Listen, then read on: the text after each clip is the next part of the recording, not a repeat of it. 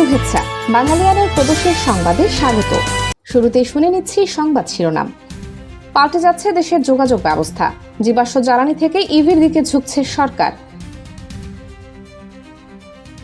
শুধু তিস্তা নয়, বাংলাদেশের দুশ্চিন্তার কারণ এখন গঙ্গা চুক্তিও। পানি প্রত্যাহারে নয়াদিল্লির নতুন প্রকল্প বাড়াচ্ছে শঙ্কা। এবার অন্যান্য সংবাদের সঙ্গে বিস্তারিত।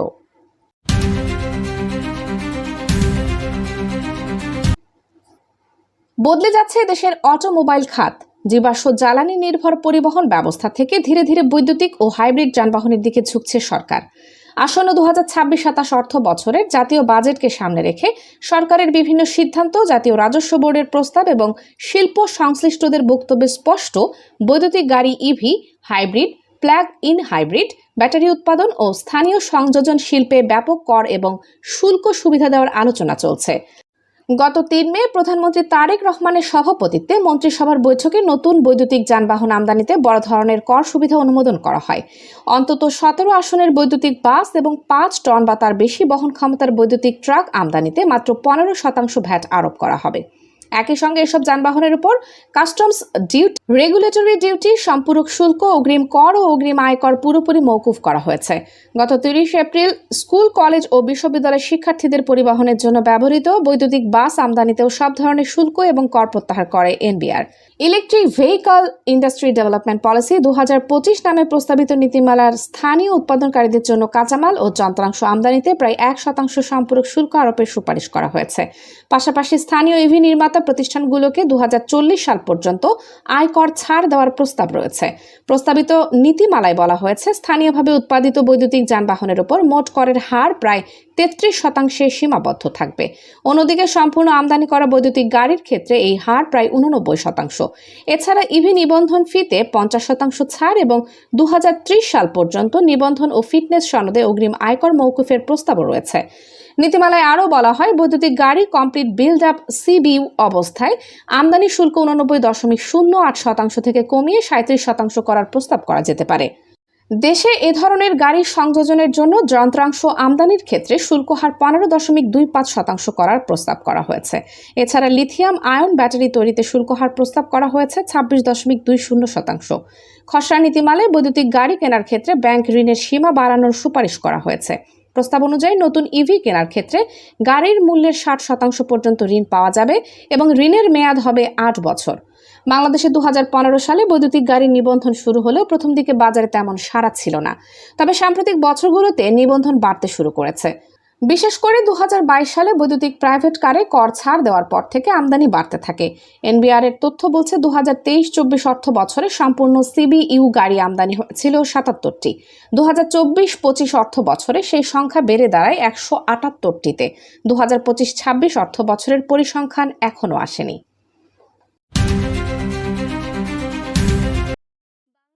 বাংলাদেশ ও ভারতের দুই অংশেই কেন্দ্র ও স্থানীয় সরকার ব্যবস্থায় সাম্প্রতিক সময়ে বেশ কিছু পরিবর্তন এসেছে এবং দুই অংশে এখন প্রধান মনোযোগ দুটি খুব গুরুত্বপূর্ণ নদী ব্যবস্থার দিকে, গঙ্গা ও তিস্তা।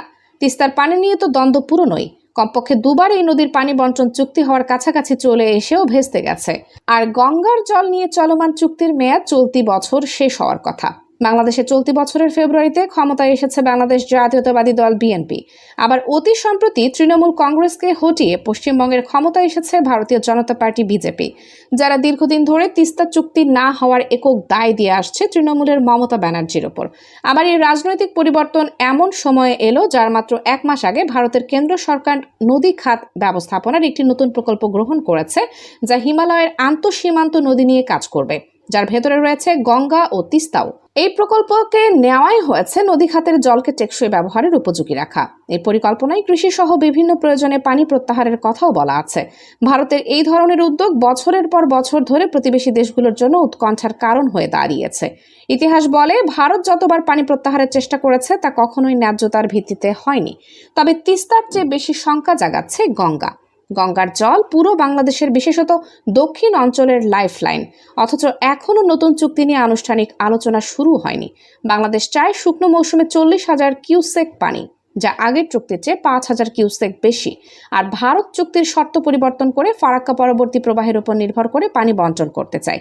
সব মিলিয়ে এখন পানি হয়ে উঠতে পারে এই অঞ্চলের রাজনীতির প্রধান নিয়ামক। বাংলাদেশে জুলাই আন্দোলনে নিহতদের সংখ্যা নিয়ে জাতিসংঘের প্রতিবেদনকে আইনজীবীর মাধ্যমে চ্যালেঞ্জ করেছেন মানবতাবিরোধী অপরাধের ফাঁসির দণ্ডপ্রাপ্ত সাবেক প্রধানমন্ত্রী শেখ হাসিনা।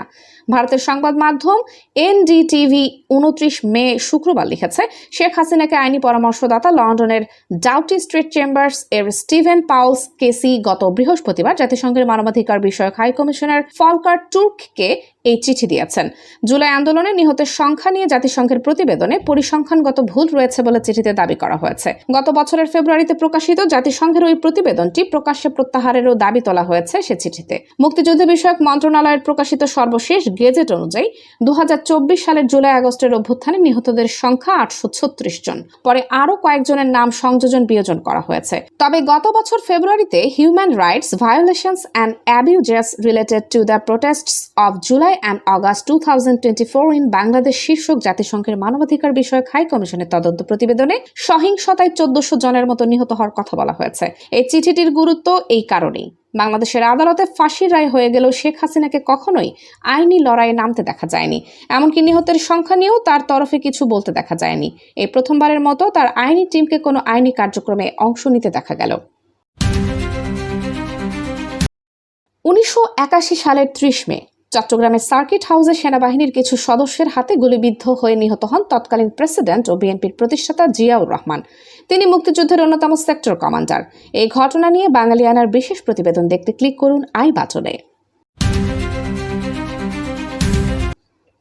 যৌন নিপীড়নের অভিযোগ এনে বগুড়ায় এনসিপির এক নেতাকে জুতাপেটা করার ভিডিও ভাইরাল হওয়ার পর তাকে দলের দায়িত্ব কাজ থেকে অব্যাহতি দেওয়া হয়েছে। ওই নেতার নাম আলী আজম সাব্বির। তিনি এনসিপি শিবগঞ্জ উপজেলা সমন্বয় টিমের সদস্য এবং বগুড়া কারিগরি প্রশিক্ষণ কেন্দ্রে ড্রাইভিং প্রশিক্ষণ কোর্সের একজন শিক্ষার্থী। 24 মের ঘটনার 2 মিনিট 10 সেকেন্ডের একটি ভিডিও শুক্রবার থেকে সামাজিক যোগাযোগ মাধ্যমে ছড়িয়ে পড়ে। তারপর রাতে এনসিপি বগুড়া জেলা শাখার সাংগঠনিক সম্পাদক শওকত ইমরান স্বাক্ষরিত এক চিঠিতে আলী আজম সাব্বিরকে দলের সব পদ থেকে অব্যাহতি দেওয়ার কথা জানানো হয়।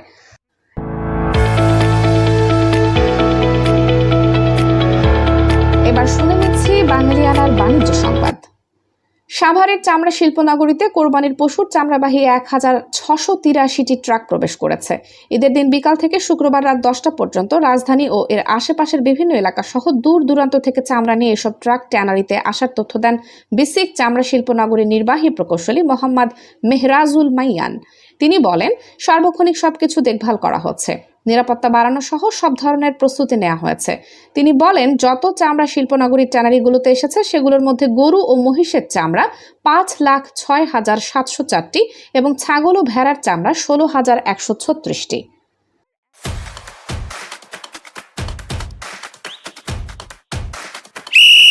এবার শুনে নিচ্ছি বাঙালিয়ানার ক্রীড়া সংবাদ।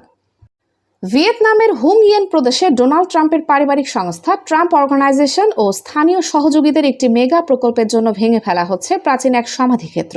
প্রায় $1.5 বিলিয়ন এই প্রকল্পে তৈরি হবে একটি বিলাসবহুল গলফ মাঠ ও আবাসন। আর এর জায়গা করে দিতেই কয়েক দশকের পুরনো সমাধি খুঁড়ে পূর্বপুরুষদের দেহাবশেষ বের করতে বাধ্য হচ্ছেন স্থানীয় কৃষকেরা। 990 হেক্টরের এই উর্বর জমিতে 5 তারকা হোটেল ও অতি বিলাসবহুল ভিলা তৈরির কথা হয়েছে। মূলত শুল্ক নীতি ও দ্বিপাক্ষিক বাণিজ্যে মার্কিন প্রশাসনকে সন্তুষ্ট করতেই ভিয়েতনাম সরকার তড়িঘড়ি করে এই প্রকল্পের অনুমোদন দেয়। তবে জমি অধিগ্রহণ ও উচ্ছেদের এই প্রক্রিয়ায় 4000-এর বেশি পরিবার ক্ষতিগ্রস্ত হতে চলেছে। বাঙালিয়ানার প্রদেশের সংবাদ শেষ হলো। ধন্যবাদ।